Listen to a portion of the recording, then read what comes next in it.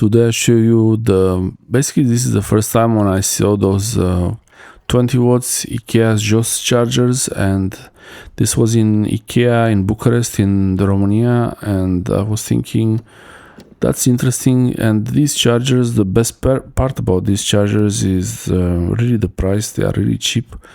They are only 20 watts, but 20 watts can really charge most devices. You might even be able to charge your laptop. I'm not sure. I think it's too low. It will not charge.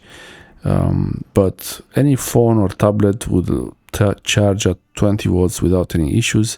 You see the charging modes. So yeah, I have another video where I will open it and I will show you what's inside here. But really, I just wanted to see so the price is 20 lei there. The exchange rate is 5.1 lei to €1, and this one was a bit opened.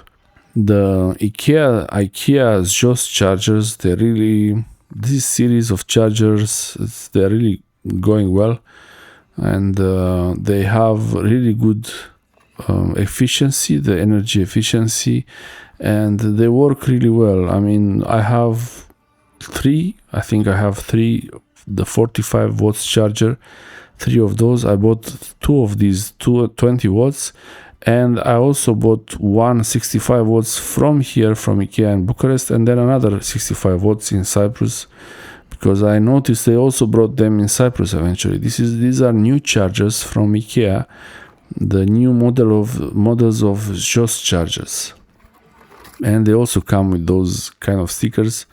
I'm not sure what to do with those stickers, really.